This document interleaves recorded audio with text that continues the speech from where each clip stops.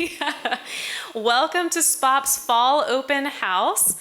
My name is Anna Hamilton. I'm the Assistant Director here at SPOHP, and I could not be more delighted to see all of your wonderful faces here. Thanks for coming out on a Monday on what has turned into our hurricane washout backup date. So thanks for joining us.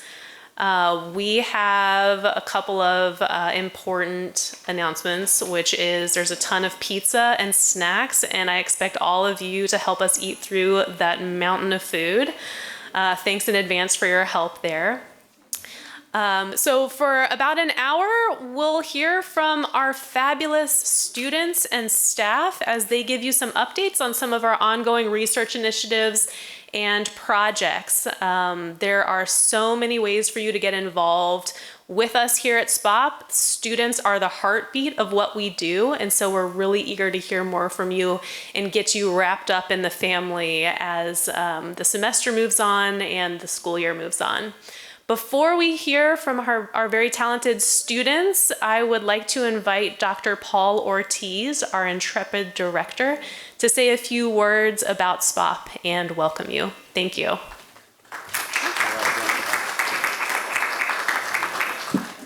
Thank you. I think Anna Hamilton is equally intrepid for being our first ever assistant director of the Samuel Proctor Oral History Program. So let's give her a hand. I am actually on research leave, which explains why I'm dressed like this. I'm not in a suit and tie. Of course, as my dear colleagues Steve Knoll and Matt Jacobs can tell you, I rarely ever wear a suit and tie. Because oral history means getting out of the classroom a lot of times. You know, we don't have anything against the classroom, but it does mean getting out into southern Florida, Immokalee. It means getting into Hamilton County. It means getting into the panhandle of Florida. It means going to the Mississippi Delta, the Virginia Tidewater, Christiana, Pennsylvania. I was just with a team of oral historians, one of our new exciting projects, and today you're going to hear a lot about getting off campus and taking learning into an experiential learning context. But I just returned from a wonderful field trip with Donovan Carter. Donovan is around here. Donovan, raise your hand. So I want to brag on Donovan a bit. Donovan just finished his Master's of Arts in Latin American Studies. He did an incredible ethnographic fieldwork project looking at comparative social movements and police responses to social movements in Cali, Colombia, where I once served actually as a sergeant in U.S. Special Forces, and Washington, D.C. And so Donovan and I and another newly minted UF undergraduate by the name of Robert Smalls, who graduated with honors. And one of the patterns you'll see with students who are involved in the oral history program is phrases like graduated with honors, highest honors, summa cum laude. Students who, when they matriculate to law school, get their first choice law schools. They go to Harvard. And one example, Nicole Yap, who was the coordinator for SPOHP's 2018 Mississippi Freedom Project, just graduated from Harvard Law School. And former students who were graduate research assistants, who, if they want to, are getting tenure-track academic jobs. People like Justin Donovan, who's an assistant professor of anthropology at UCLA.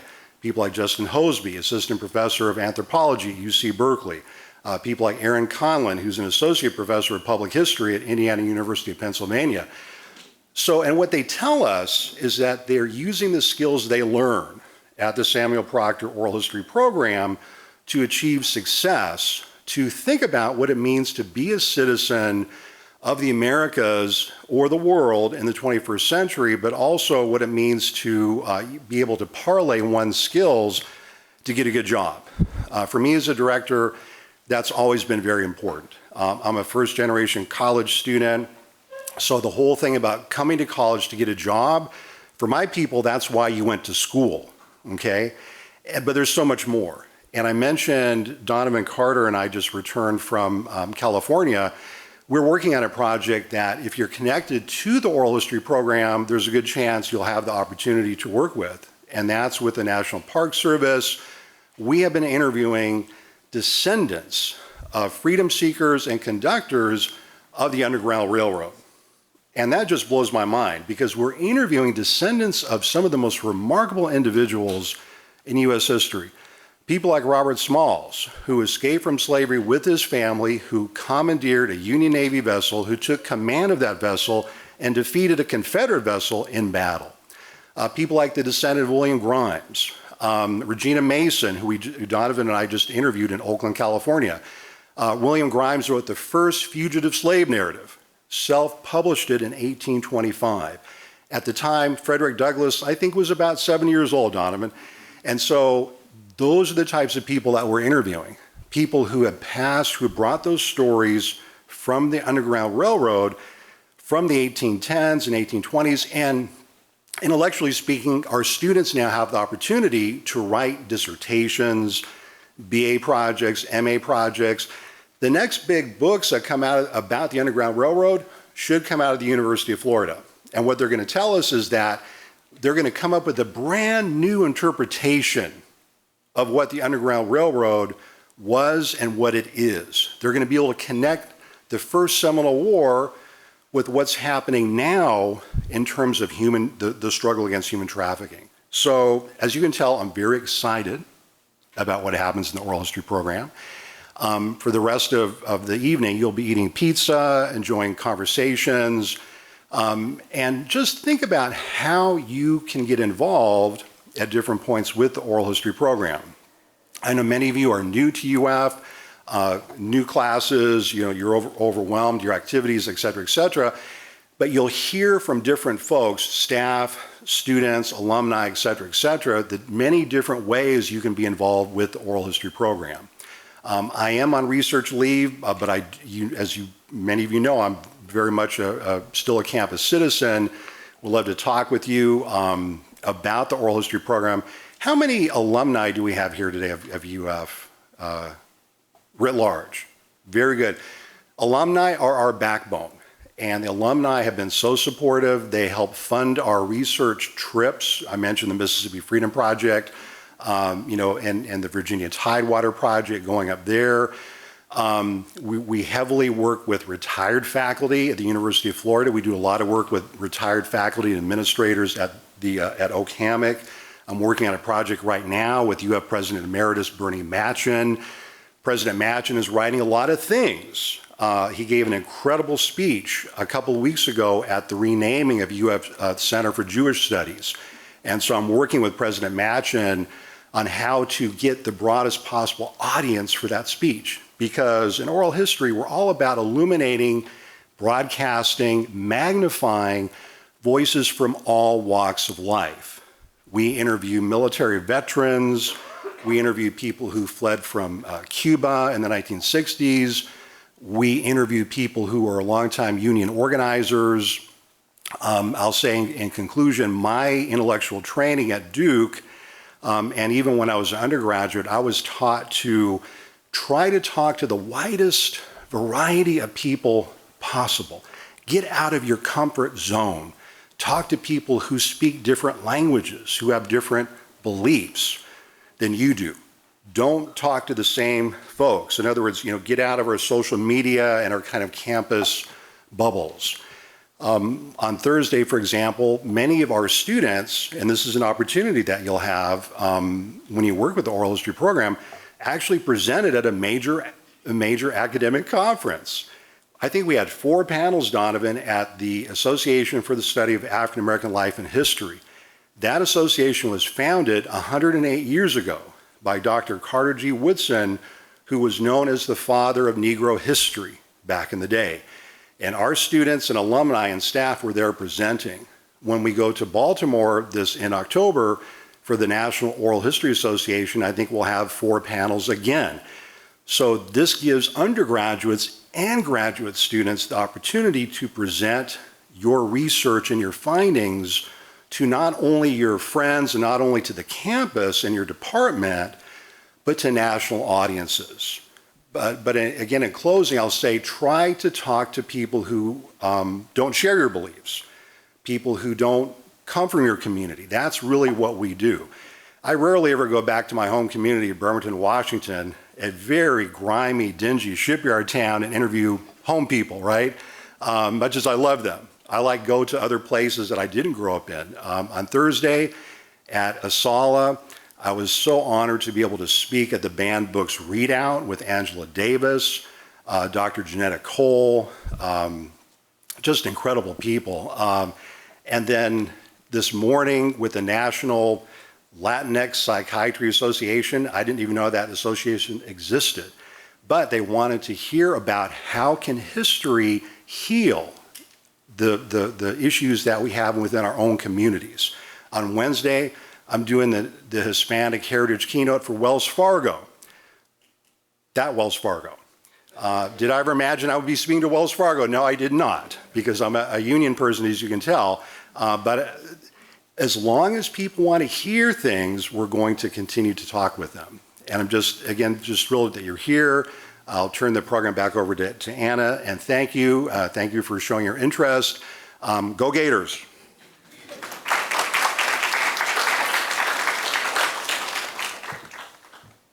Thank you so much, Dr. Ortiz. I hope what you're already hearing, and it's a question that we often get from students, is, well, I'm not a history major. Is there a place for me in oral history? And the huge answer is yes.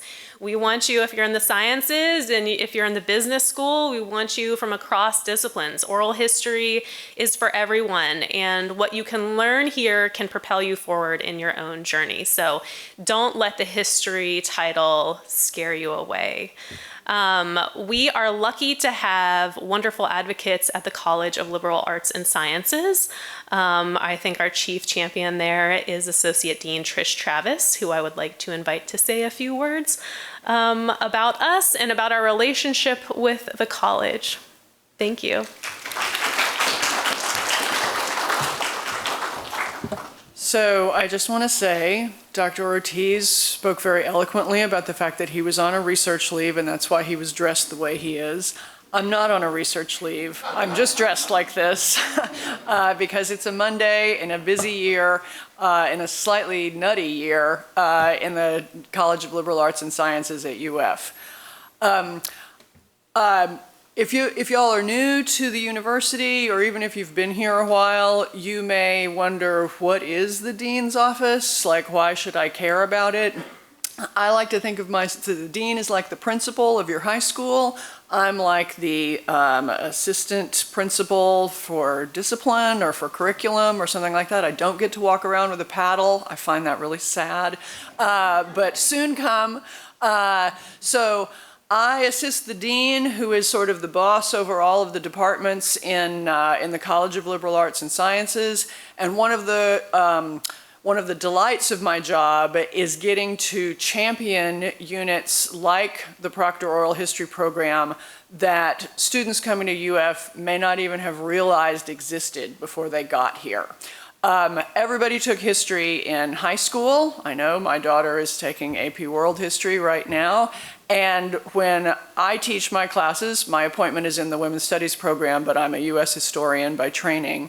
When I teach my classes, which are very history focused, I usually take a little poll and ask how many people enjoyed their AP European and World and US history classes, and usually it's about maybe 10 or 15% of the students say they enjoyed them. Everybody else, it was boring, I didn't see how it was relevant, there were a lot of dates, it was a lot of old dead white men, stuff like that.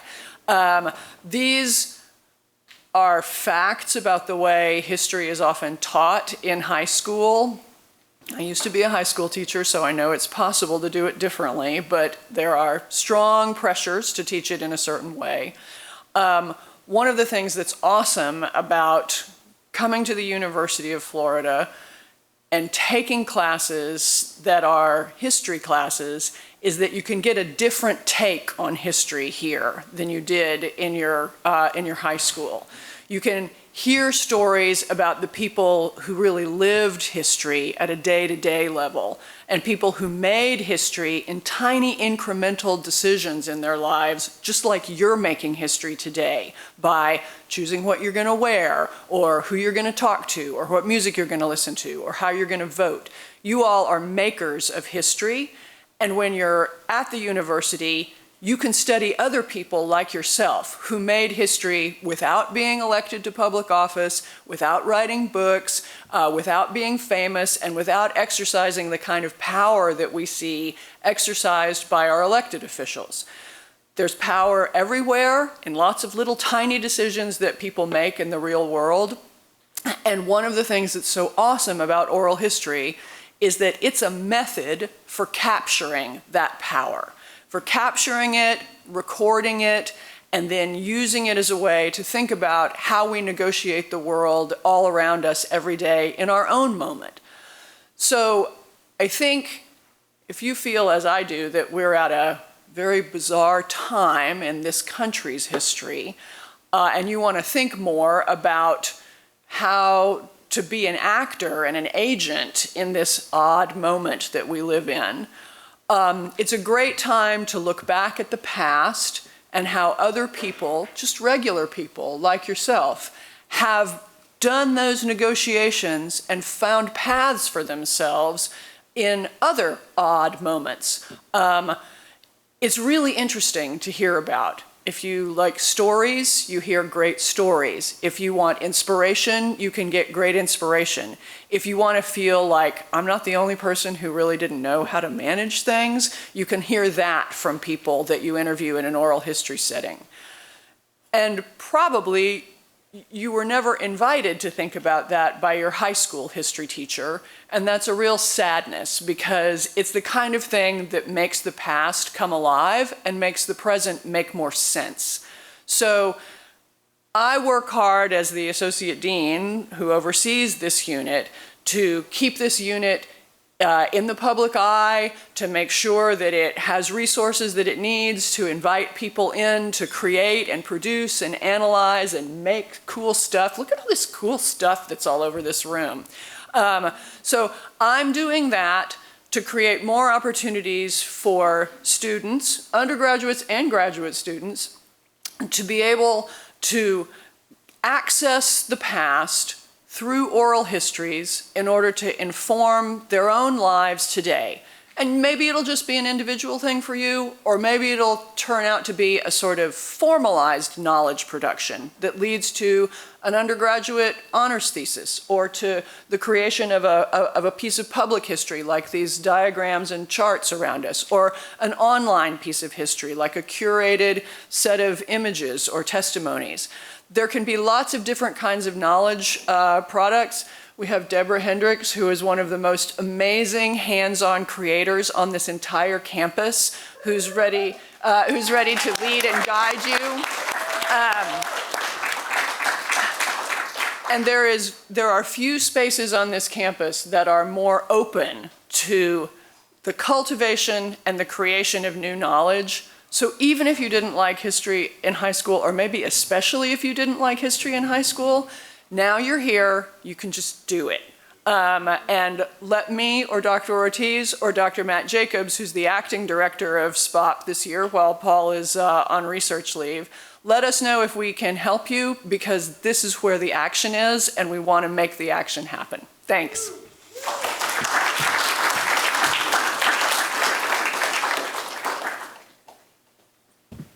Thank you so much, Dean Travis. And speaking of where the action is, I could not be more pleased to introduce a student who has blossomed into a leader since her time here at SPOHP. She's recently graduated, and she is going to talk to you about one of the true gems, not just of oral history's offerings, but I think of what you can do as a student at UF. So I'd like to welcome Gabrielle Hurd to talk about the Mississippi Freedom Project.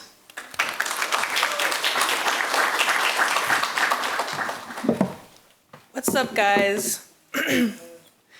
So when I started at SPOHP, it was my junior year, and I was an English major, and I really didn't go out of my apartment that much because I was super obsessed with getting honors and doing well in my classes. But then I came to a Dr. Ortiz class, and I got interested in activism, and I entered the program, and I was suddenly very shocked at, learning how to do work in the office And I think if you come to SPOHP, one of the first things I think you can learn is how to professionalize yourself and work in an office setting. But more than that, you can also eventually go onto fieldwork trips like the Mississippi Freedom Project.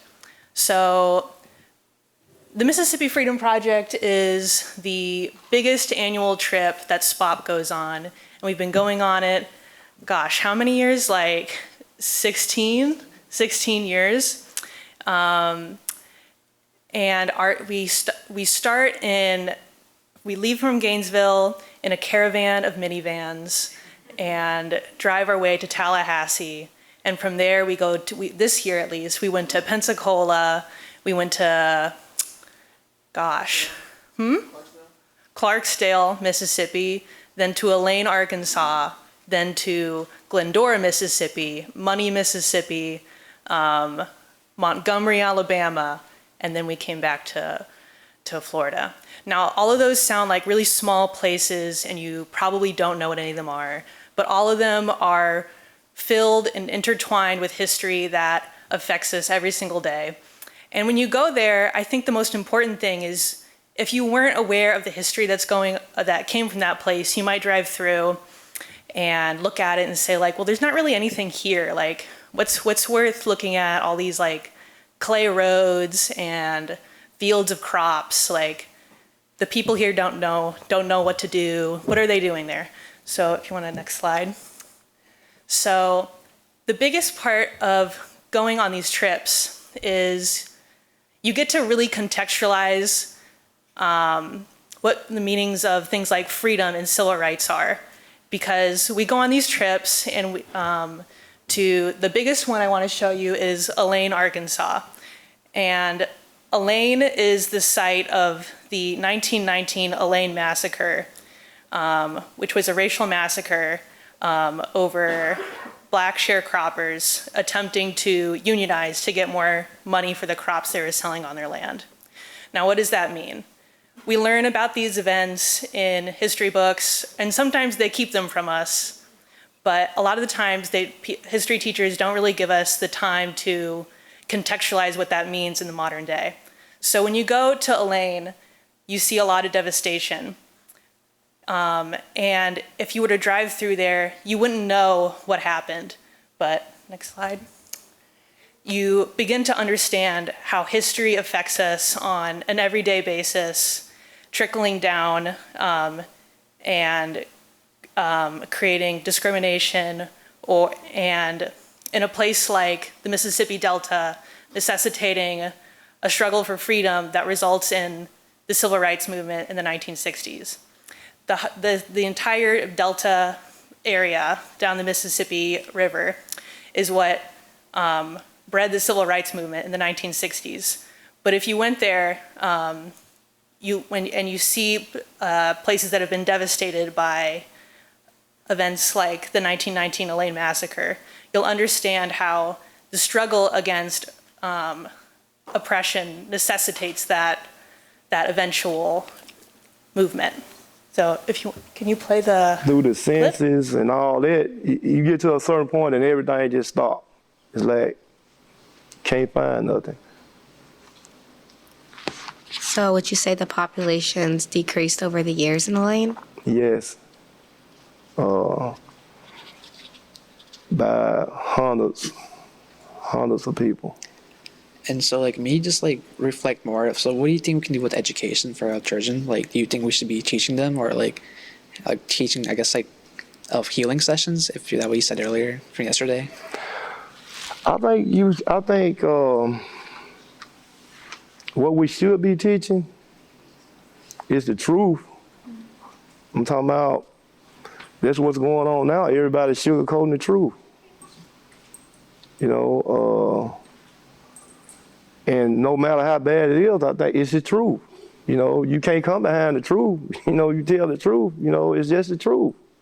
You know, these people know people was lynching people, and they know how we live, and the community is segregated and split and, you know, divided. Everybody know that. But they don't want to live. They don't want to face it.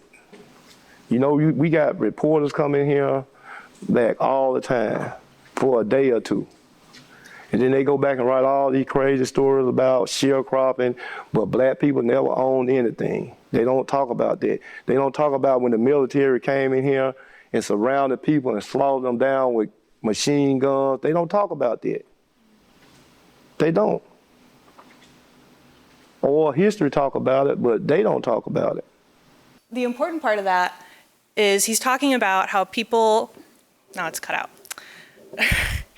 So people come to the Delta and don't report on the source of what all of this oppression is in the area. They don't report on racial massacres or inequality. They come and they take a little piece and then they leave. But the important thing about oral history is if you go on this trip, you can go and be involved in making sure what small communities need people outside of their town to know to help them achieve a greater freedom that they can't share on their own, that they need help, that they need support to share what has happened and what is affecting their town. So, and more than that, if you go on the trip, I think it's a really great opportunity to learn how to gain practical skills. You can go out and learn how to interview and be really personable and gain those skills that I think are essential when you go into grad school and you want to do introduce research that you've found on your own. So yeah, and we have lots of pictures from Elaine, Arkansas. The town of Elaine is really beautiful and there's so much happening there. The town is in the center of a struggle right now against corporate farm owners to regain land ownership of land that used to be owned by the black sharecroppers that were murdered in the 1919 Elaine massacre. So since then, the government is largely influenced by these corporate sharecroppers, these corporate farm owners, and they've completely taken away a lot of the things that make a town thrive. They took away their school, they took away their homes. A lot of people rely on the corporate farm owners for their housing. There's no grocery store. A lot of these things we hear about, like you hear about the concept of a food desert, of a healthcare food desert, of inadequate schooling. But when you go on these types of trips, you get to see what that looks like in reality and apply that to your work going forward. Because if we just talk about these things in theory, a lot of people from UF being from suburban backgrounds, areas where they don't know what it's like in rural America, these things just feel like theory. But if you have to really go get your boots on the ground to understand what these things are like and talk about them accurately. And there's more slides here. But yeah. This is the last clip I'd like to play, and then I'll let you guys go on. After talking to many people that live around here or that grew up here, they sort of explained that there are still plantation families that are still around. And I know that you were saying that there's no opportunity. Could you tell us a little bit about the correlation between the two, or the role that, corporations and plantation owners, millionaires, have played in taking away the opportunities from the community of Elaine? Talking about the landowner people. Mm-hmm. What else who got the money? All them people. They making money, but we ain't. Right. I mean, that little pay they paying them folks to farm they land, they the one got the money. They the one making it, but they give that little chunk change, But what else is here to do? Nothing. And them people, they old. They ain't finna go nowhere. They been here. That's all they know, driving tractor. Whatever they were raised up on. Right.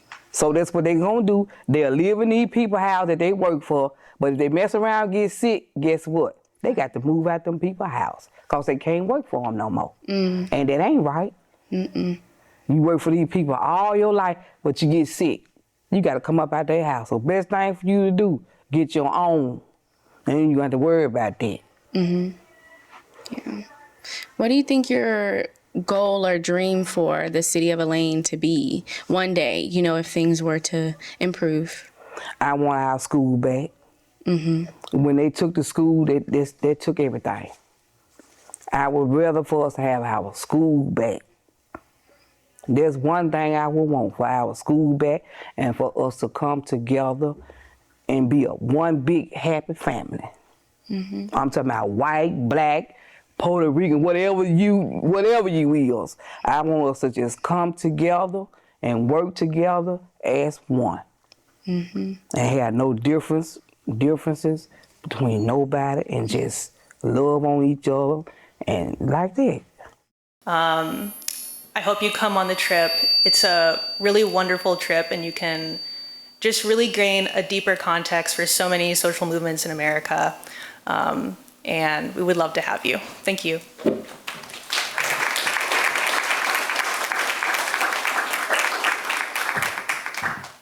Thank you so much, Gabrielle. We've already started talking about next summer's trip, so if it's something that you're interested in, please feel free to grab any of us, and again, sign up for our newsletter where we'll have announcements for dates, and reach out anytime about MFP. So one thing I want to mention is that one of the best ways to find out more about what SPOHP does and hear about some of our projects and some of the interviews from those projects is to visit our YouTube page. And if you do, chances are if it's come out in the past year, it will have been filmed by or led by Donovan Carter, who has been a SPOHP powerhouse and recently graduated with his master's degree in Latin American Studies. Donovan, I'd like to welcome you to come talk about the Network to Freedom Underground Railroad Oral History Project. Thank you.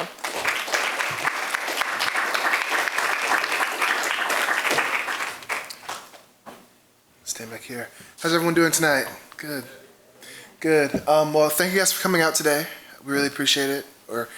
We really do mean it. Help us eat all that pizza, unless I'll be forced to go home and just eat all of it. I don't want to do that. So, as you have heard, we at SPOHP have tons of interesting and incredible oral history projects that we work on often and frequently. One of our most recent projects that we've started working on this January has been the Underground Railroad Network to Freedom project. So how many of you guys recall learning about the Underground Railroad in maybe middle school or high school? Just raise your hand. Okay, so most of you. So I'm gonna ask maybe two people what they know of the Underground Railroad. So who wants to share? I'm gonna pick someone. I'm gonna pick the first person I make eye contact with. Oh yeah, yeah, yeah.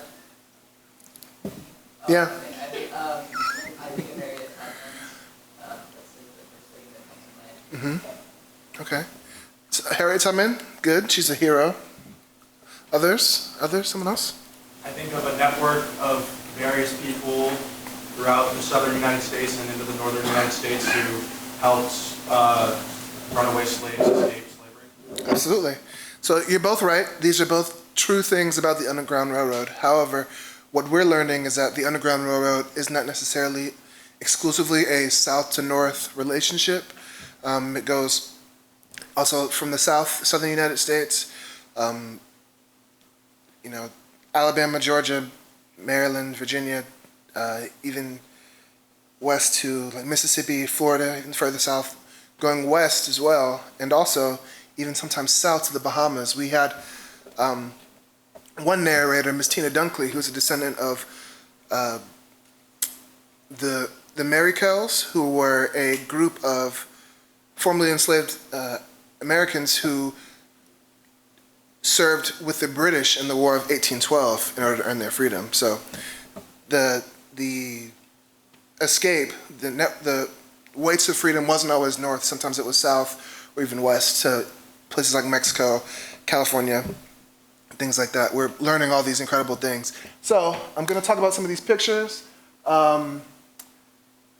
So on the top left, you see myself there with Robert Smalls, Miss Kimberly Simmons, Ronan Hart, and Barry Jorgensen of the National Park Service. Oh, also, this project has been sponsored by the National Park Service, so they've been able to really help us out in collecting our narrators and helping us with travel and stuff like that. And we're really going to some incredible places like this. You can see this memorial here at the top left, the statue. So that statue is the only statue of its kind. It is one of the only statues commemorating freedom that exists in 2 countries at once.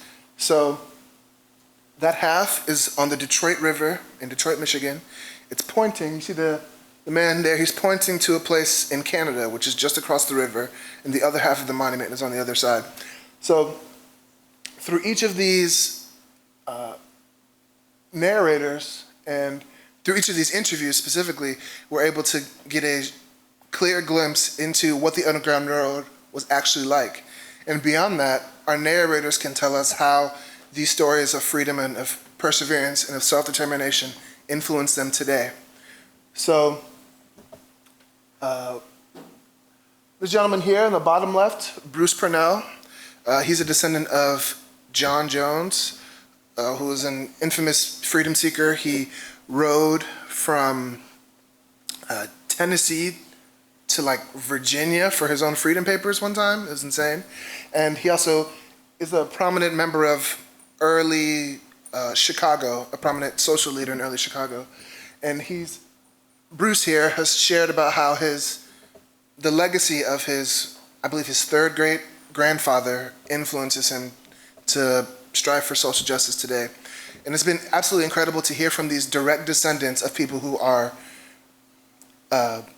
these narrators who are direct descendants of either freedom seekers or conductors of the Underground Railroad. So these people, most of them, many of them, have artifacts or direct knowledge or primary sources specifically from these individuals that have survived over 100 years. So it's been really, really incredible and a blessing to speak to these people and to learn from them directly. They provide so much insight and wisdom and inspiration. So this QR code here actually will direct you to a YouTube playlist of many of these interviews. I believe there are 21 or 22 of them up right now. So make sure you guys have some time. Make sure you guys watch them when you have the time. And even if you don't, just watch some of it. This project has been absolutely incredible. We have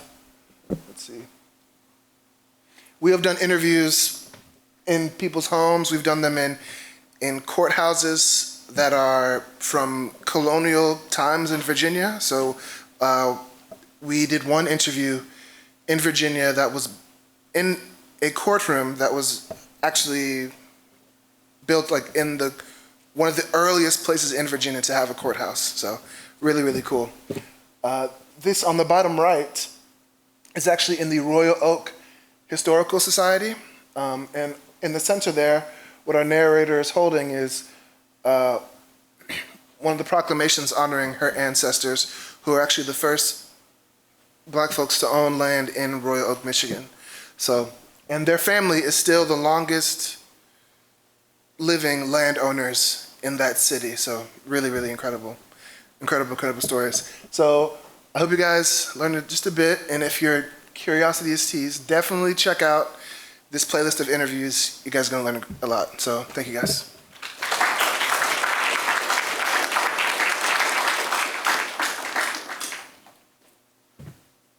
Thank you so much, Donovan. So I hope that you're hearing a lot about the ways that SPOHP, and I should back up and say one way you'll hear us talk about ourselves is we'll say SPOHP, which is an abbreviation of the Proctor Oral History Program. So when you hear us saying that, there's a little piece of trivia for you. You've heard a lot about some of the different fieldwork initiatives that bring students and our researchers into the field, which is great. The other side of oral history is that we have a lot of materials that we generate then. We have more than 8,000 interviews, and that is probably wildly out of date. That's probably a much higher number, truthfully. Then the question is, what do we do with those materials? I'd like to invite somebody that I think of as the glue to SPOHP, Adolfo Romero, who also graduated with a degree in Latin American Studies, to the stage to talk to you about how one of the ways one of our recent programming initiatives helped bring our collections into the world and history to life. So I'll welcome Adolfo.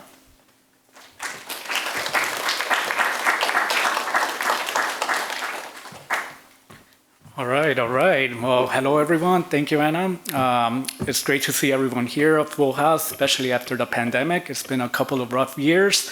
I'm happy to see all of you out here and interested in what we're talking about and sharing with you today. So what I wanted to focus today a little bit is on a specific grant which we've been working for the past year, and it's actually coming to conclusion in a few days, I would say, not too long from now. And this project we have been working over a year now, and it's called Challenging Racism at UF, just to keep it simple for now, for the purposes of time. And within this grant, what we try to do is understand a little bit more about the institution at UF where you're at right now, and understand what is going on. We are top 6, right, university, but what does that mean? Is it an inclusive university or not? And we try to dive in a little bit into the deeper side of things, but through oral history. And so this grant specifically, it all stemmed back going to the task force report that was put together by a couple of staff at UF, faculty members. And through this report, which we do have it in the back end, there's a QR code, and it talks about the history of UF itself. We're talking here as a land-grant university, we're just standing right now. This is land of indigenous, this was from indigenous land that has one point been taken away. And then, you have to understand, we're 1905, this is a white Protestant university. You have that, at that point of time, if you look at UF's history, UF was teaching eugenics at one period of time. There's a lot of events that we try to discuss that have not been at the center of the agenda of UF, which is okay, but as a job as oral historians, we come out and dissect and digest that information, meaning, unfortunately, we had 1917, the killing of Anthony Goines, or unfortunately 1922, the castration of Father Connolly, Catholic priest. So you see the other side of the institution. And then up to today, what we've been trying to figure out, why is it that there's a short amount of faculty when we're talking about Black faculty, minority faculty, indigenous faculty at the institution? How can we get those numbers up?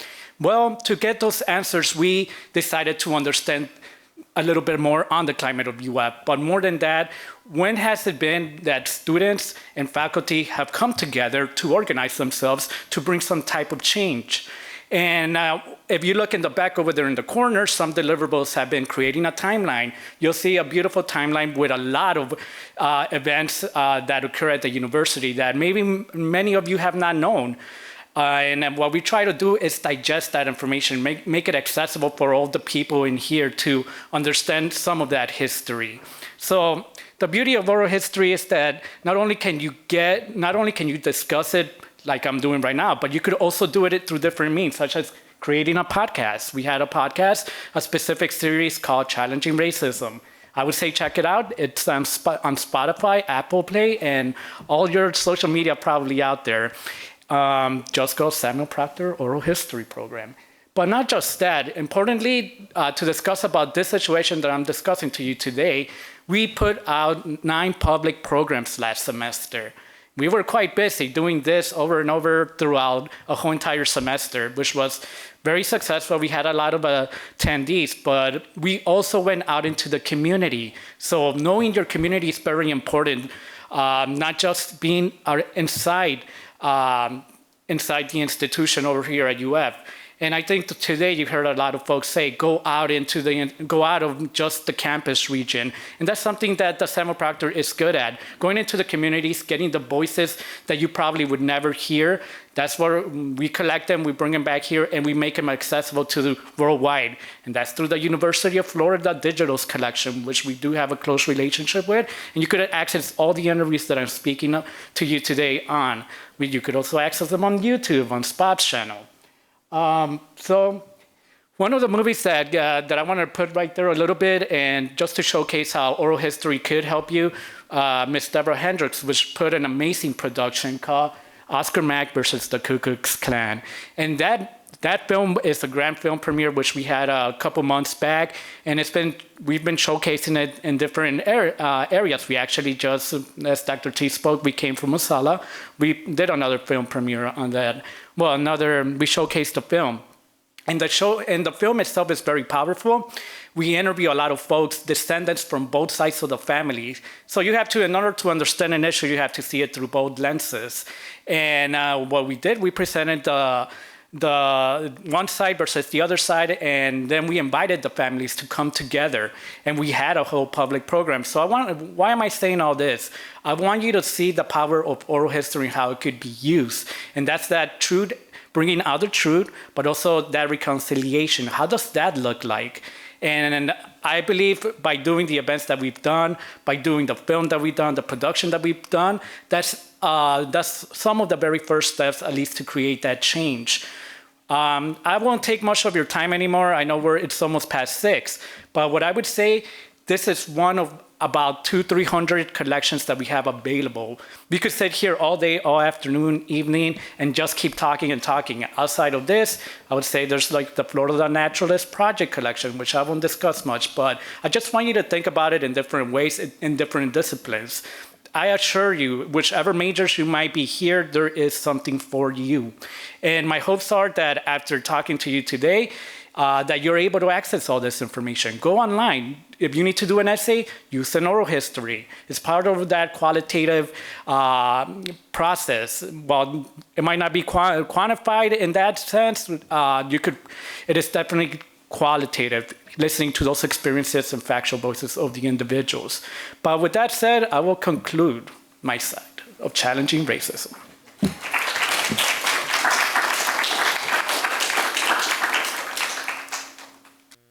Hello, this is Michael Sean Comorford coming to you from the Story Cycle, America's Coast and Climate Crisis. I am happy to report that I am on Marco Island, Florida on August 29th, 2023 after a 10-month, 7,000-mile, 21-state, epic slow journalism project all along the entire Atlantic coast, Pacific coast, and now the Gulf Coast. And it is an original angle on the overarching issue of our time, climate change. I'm writing a book about it. I'll see you somewhere down the line. Hello. Hi. This is what was on the back of my bicycle for 2 different projects that I have done in cooperation here with this gold standard of oral history programs here in the United States. I knew that I was onto something. This is not off my prepared remarks. I knew I was onto something when I first started, when I talked to Deborah, but listening to this program here tonight, it's just spectacular. On one of these trips, I was going through Cape Fear, coming down the Atlantic coast on this last trip, and on my bicycle, and I met a guy from Yale who said, oh, you're in cooperation with the University of Florida's oral history program. He said, they're spectacular. We all know about them. They're the gold standard. And I'm so proud to see all these academics that just came up and talked about all the field work you've been doing and the importance of what they're doing. And it's so exciting that I could highly recommend this to all of you as students. But the reason this is up here is that a few years ago, I had a dinner with a guy named Paul Salopek, who is a 2-time Pulitzer winner. He was with the Chicago Tribune at the time. We had dinner, we talked about the future of journalism. And this is we talked about that, and he decided he wanted to go on a project that he coined this idea called slow journalism. The slower you go, the deeper you go. And so he thought, well, everyone has a story. I'm going to walk around the world along the migration of humankind from the great rift of Ethiopia in Africa, along Asia, across the Bering Straits, all the way down to the tip of South America. And this is his route. He's now in China. But that was the origin of the idea of slow journalism, was that was that dinner that I had with him. And he's doing it differently than I am. But he did last week from China tweet this out. Almost always, without me even asking, people, whether they are in camel shepherds in Ethiopia, to Kazakh scientists in Central Asia, to Turkish photographers, to poets in China, want to talk about climate change. And that was on Twitter just last week. He's got a project sponsored by the Pulitzer Center and the Smithsonian, and it's called Out of Eden Walk, if you ever want to check that out. But we're doing our own version. So I had a dream when COVID came along, a problem-solving dream, where I thought, well, I can apply this slow journalism idea to the great pandemic of our time. And so I decided to leave Chicago in the midst of winter and bicycle from Chicago to LA along Route 66 and ask ordinary people about COVID, their experiences in COVID. We've had pandemics in our evolution since before we became Homo sapiens. How do we go through them? What are we thinking at those times? And so Deborah convinced Dr. Ortiz to go along with it, and they edited these videos along the way. I know that we're in an information age and everyone wants to get their information quickly. All these videotaped interviews were short, 5-minute interviews. And so I went 2,500 miles along the Route 66 and I got 100 interviews. And then when I wrote Beast of Main Street, I wrote about what I had found out there. But even when I was writing that, I realized that the great overarching story of our time, which also fits this slow journalism format, is that it is climate change. And so I decided, hey, I'm going to leave as soon as I can. As soon as I finish this book on Route 66, I'm leaving. And so I did, and I left Bangor, Maine in November, and I just finished, just a few weeks ago, 3 weeks ago. And so I rode through 21 states and 7,000 miles, 400 interviews, and so that is a bit of what that is all about. We can see some more examples of some of the interviews if we can hit them. Oh, these the blue marks are where I went.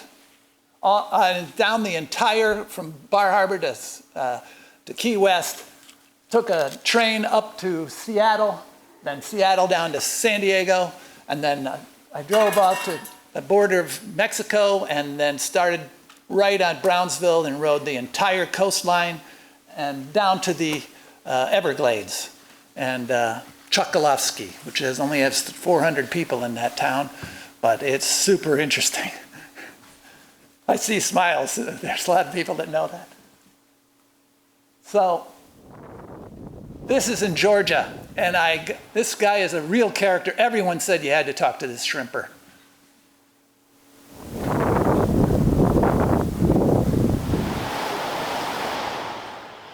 Hello, who are you and where are you from? My name is Wynn Gale. I'm from Darien, Georgia. I've been a commercial fisherman since I was 12 years old. I'm fixing to be 50. I've had my own boat since '08. What's the name of your boat? Big Cobb. I've seen different in the climate a little bit there. I've noticed it's been a little bit warmer. We haven't had real cold water runs on shrimp, and they've been getting real cold like it used to. You're guaranteed to have a cold water run around the end of December. What does that mean, cold water run? Well, what it is you get the cold gets down in the teens and the 20s, and the water temperature drops quick, and the shrimp run out, and they leave the creek and they leave the sound and go out to the ocean where the warmer water's at, and it's 24 hours a day fishing for a week trying to catch them before they go back up in. When they get out to the ocean and they get used to the cold, then they'll move back up into the damn rivers and sounds in the deep holes, and they won't come back out. They're done. I've seen change in the fishing. I've seen change in the tide levels. I've noticed that the tide, back in the day, the parking lot out here never flooded. Once in a blue moon, we have a bad northeaster or whatever come by, and it would be a little bit of water. But now I've seen this parking lot floods a pretty good bit. So sea level rise and sea level's definitely rising. And a change in fishing may be due to the warming. Well, see, we got a parasite now that's done took over, and it gets in the shrimp's gills. It's called black gill. You can check into that if you want to, and it's a ciliate little organism, and it gets in their gills and stops their gills up, turns the gills black. The shrimp turns the gills black, trying to get rid of the parasite, and it triggers an early molt. And researchers figured out that it's warm water. The warmer the water, the worse it is. And all along the way, I got out there and I talked to everybody. And I was not passing judgment on anything. I just listened. And I interviewed on the Atlantic coast 175 people in 14 states, Georgia shrimpers and sophisticates in Manhattan, students at Harvard Square, and to the fire department captain in the Keys. And when I reached Key West, I realized I thought that was all I was going to do was the East Coast. But Deborah, by the way, was one of them who said, "Oh yeah, you're right. You're going to stop with the East Coast." And I saw some of those interviews, and I just go, "Man, you just can't stop with the East Coast. You have to go to the West Coast. You've seen these videos; they're just too spectacular." And I went up to the Seattle, and I rode down the Oregon coast through the redwood forest along Highway 1. And then when I got to San Diego, I became incredibly upset because I once again realized that I cannot stop at the East Coast and the West Coast. And the most vulnerable of all the coasts is the Gulf Coast. And so I realized that I had to start all over again, and I have another couple thousand miles to go. And so I went out to there, and so through all of this, there was, I started right after Hurricane Ian last year, and there was a Hurricane Nicole that swept up the East Coast.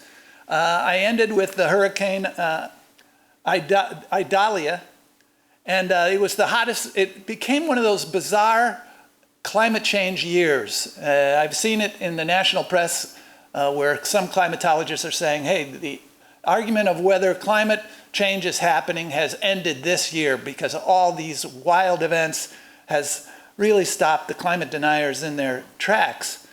But there were 20-some atmospheric river events on the West Coast. There was a bomb cyclone on the East Coast when I was on the Outer Banks.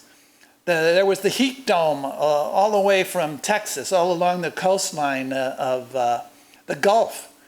So I was bicycling in 117-degree heat and sleeping in city cemeteries in a tent when it was 90 degrees Fahrenheit all night. And I was living in the climate and I was reporting on the climate. So this was a life-affirming year. This was awe-inspiring shorelines, cliffs, and rocky shores and sugary white sandy beaches. But there were also ruined houses on stilts and piers washed away by storms and Highway 1 work crews that were redirecting traffic around Big Sur. I wasn't able to visit Big Sur because it had washed out Highway 1.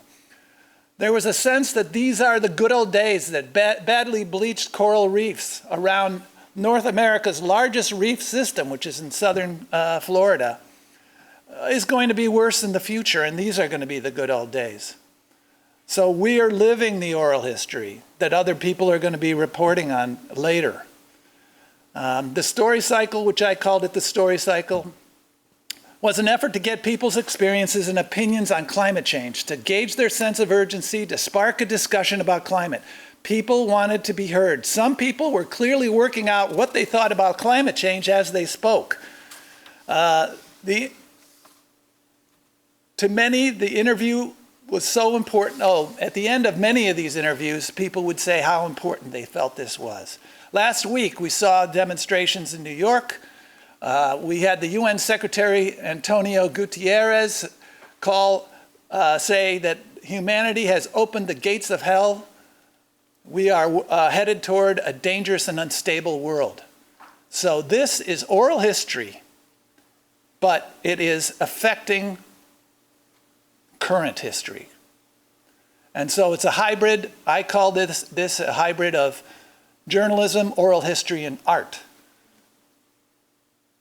And so during this project, I was heartened to see that a lot of people believe in the future of technology in order that it will help us avert the worst effects of climate change, but also the youth.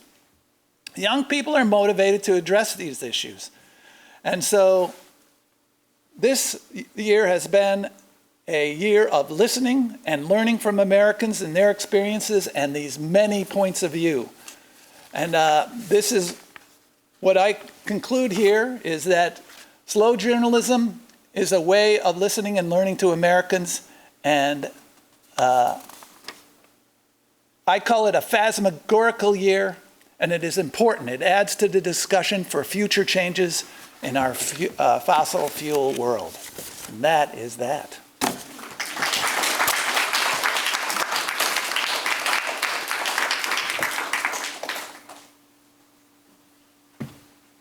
Thank you so much, Mike.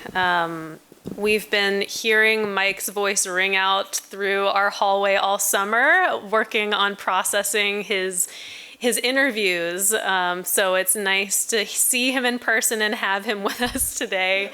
Again, Mike's collections that we are working on and have already made several accessible is one of our most prolific collections. And as you've heard Mike mention, it's connecting the personal to the historical to the present. And that's a really special combination that we can do here at SPOHP, and that we invite you all to think about where your own personal histories and the issues that you see as important can come to life, and and opportunities for you to study those and think about how you connect. So thank you, Mike, for being here. One of the true pleasures of being a decades-old oral history program is that we have had generations of students come up through SPOHP and pursue their own professional career paths, and then in turn teach generations of students of their own. I'm really excited for you to hear from Dr. Yiorgo Topalidis, who got his start here at SPOHP as a volunteer and finished and received his doctorate's degree last spring in sociology and is now teaching his own courses. We're very happy to have Yiorgo in our fold still, and he's going to tell you a little bit about some of our current projects, a few more, as well as one of our upcoming public programs that we hope you can join us for. So, Yiorgo.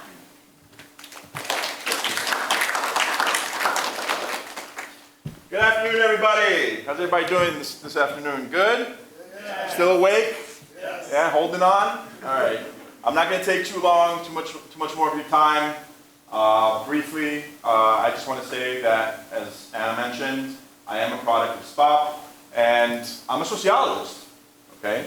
So social science and oral history, those two things don't make any sense. And yet, the methodologies overlap. The theories overlap. Okay? The way that we do things in the social sciences very much overlap with oral history. In fact, there's a lot of studies out there that say oral history and qualitative, interviewing, in-depth, semi-structured interviews, as they're called in social sciences, are basically the same thing. Okay, with the focus being history, of course. All right. Now, as a sociologist, I'm primarily interested in contemporary problems and solving problems in contemporary society. I'm particularly interested in race and racism in the United States, and even more particularly interested in whiteness as an identity, as an ideology, and its decoupling from white supremacy. Okay, so I was actually very blessed to work on a project that provided me with the opportunity through SPOHP to learn about the experiences of black faculty members on U.S. campus. People who have been here over the years, who have played a major role in this institution, and as Anna said, in educating thousands of students. So what we learned from their interviews, and these interviews took place during a time where politically there was a shift in the understanding of what it meant to be an African American in Florida, right? And that shift is still in progress, arguably. So what we saw in these interviews basically is we learned from our interviewees that their experiences were not always very pleasant, okay? They did face a lot of struggles here at the University of Florida, but in addition to those struggles, they noted some positive impacts that individuals made for them, for their careers, and how some of those individuals were white allies, which is what I'm interested in, okay? So out of this project, I learned a whole lot more about what it means to be a white ally, what it means to be involved in advocating and helping in any sort of way in the trajectory of towards social justice. So I'd like to invite you all to an upcoming talk we're going to have at the Cotton Club Cultural Museum on October 12th at 6 p.m. That's a Thursday. There's also a link that you can access this very important town hall. You don't necessarily have to be there. You just go through, the social media process, and you can hear me speak a little bit more about this project and how important it was for us to conduct these interviews. Interestingly enough, myself and Dr. Sharon Austin summarized some of our findings and put them together, and we got them published by the Sociology of Race and Ethnicity, which is the top journal on race and ethnic studies in the United States. Okay, so it's important for you to join us in continuing this type of work. I was sitting, well, to be honest, I wasn't sitting in these seats, but as Anna said, I came on as a volunteer. Okay, and I honestly didn't know what I was going to do in an oral history program, but I just had an open mind and fast enough fingers to type transcripts, which is some of the things that we do in an oral history program. All right, and I did that for a while, and then Dr. Ortiz said, okay, now you're going to go interview retiring judges in the 3 districts of Florida. I'm sorry I can't give you anything that's related to what you're interested in, but this sounds like a good project, right? And I said, absolutely, and I went out and I did it, okay? So you learn, you go through the process of sort of learning what oral history is, and it's a lot more than learning about history. It's also learning about the present and how history impacts the present, because it does, okay? So please join us. I will be there, Dr. Austin will be there. We'll also have other very key individuals who were products of the Samuel Proctor Oral History Program as well, like Dr. Roger Rahim, current PhD candidate, Allison Mitchell. Okay, she'll also be there, and they'll be presenting their work. All right, so if you like hearing me speak here, you'll hear me talk a little bit more there. Okay, now I'd like to briefly discuss, and it's still raining, so give me a couple more minutes. I'd like to briefly discuss what I do at the Samuel Proctor Oral History Program. After I did the work with the 3 districts of Florida, what I learned from my time there, I started to apply it to my own project. I actually started my own project. Okay, I talked to Ms. Deborah, and I talked to Dr. Ortiz, and Ryan Marini, who was the assistant director at the time, and they sort of guided me. They gave me the information I needed to get the project started myself, all right? And of course, I had all the background from interviewing individuals. So that is something you can do. All right, of course, you have to learn the ins and outs of what oral history is, but then you can apply those methods to your own research as well. And it was a process by which, I don't know if you've seen the meme, where there's like a nest, and the little bird is in the nest, and the mama bird is there, right? And she spends all this time like feeding the bird till it gets old enough, and then she kicks it out of the nest, and it's like, fly! I don't know if you've seen the meme, but that's kind of what it was like, all right? They teach you the ropes, and then you go on your own, and you try to learn more about what you're interested in and the types of projects that you want to do, okay? And that's what SPOHP is here to do, is to help support this type of research, all right? So, I started a project called the Ottoman Greeks of the United States Digital History Project. This is what I was interested in.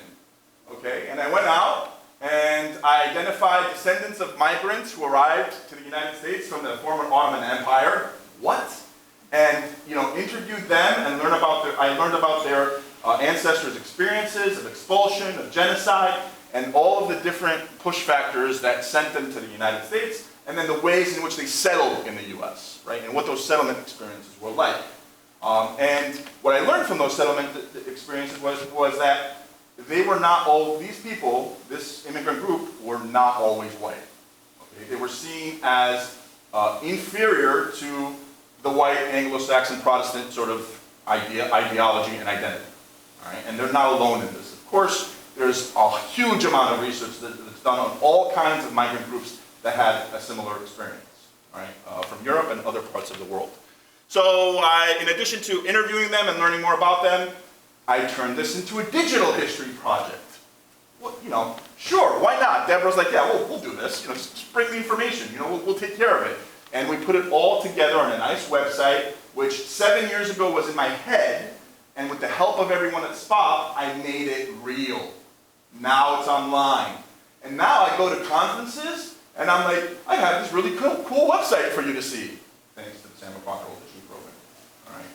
All right. This is how you build your CV, your resume. This is how you build the skills you need to get yourself out there as an academic or in whatever industry you want to end up going into. All right. Employers, customers, they all appreciate these types of initiatives. At minimum, it shows that you're taking the initiative to do it. So we collected photographs, thousands, documents in Ottoman script, you know, photographs of people, individuals who immigrated to this country, and 3D objects. Yes, we have a 3D scanner at SPOHP, and we could take three-dimensional scans of objects that people brought as migrants to the United States, and any other objects you want to take 3D scans of that are relevant to the research that you're doing, okay? So this is just one example. This is the work that I've done over the past 7 years, and I'd like to end my brief presentation here with the most recent project I'm doing related to my work in sociology, which is the White Anti-Racist Activist Digital History Project. All right?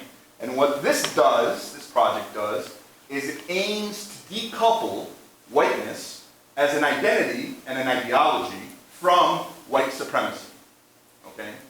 Looking backwards in history, there are many examples of individuals who can be externally categorized as white, all right, and also present themselves as white. They present as white, right? And they did everything in their power to fight all sorts of discrimination and prejudice against people of color. All right? So what this project tries to do is give them a voice, all right, and to provide all sorts of mentors, examples, for people who are just like them, all right, and want to try to do something good in this world, and to represent a whiteness that is social justice oriented. Okay, so that's a newer project. I started it just last year after graduating, and it's running in parallel with the Autumn Grace of the United States Digital History Project. Anyway, if you're interested in any of these projects, you can contact Anna, contact me as well, and I'd love to talk to you more about it, as you can tell, I'm sure. And we can sort of think about ways that you can get involved. All right. So thank you for your time, and if you want to speak more about these projects, come see me after we end the program today. Thank you.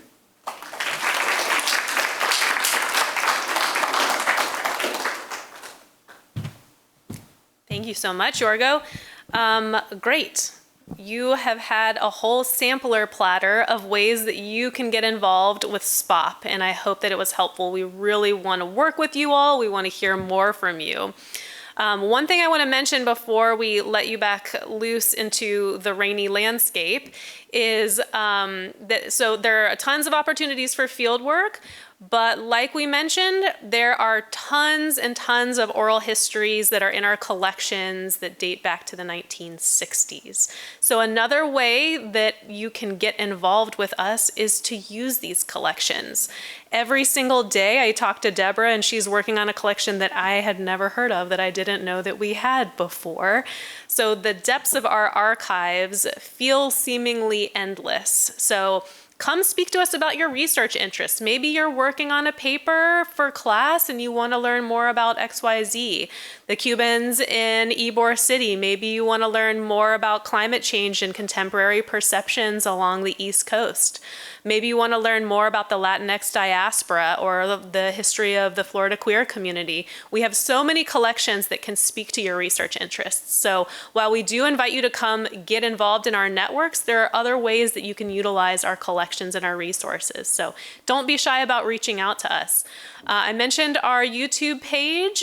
You'll also see a QR code up there for the UFDC. That stands for the University of Florida Digital Collections, and that is kind of the portal to our collections that are housed within the libraries. So I want to make sure that you have that going forward, because you never know what you'll find in there or whose voice you'll find. We'll leave it at that. Thank you all so much for joining us this afternoon and now this evening. I'm not gonna lie, there's still a stack of pizza. Please don't make Donovan eat all of it. He really needs your help. So support Donovan and eat more pizza.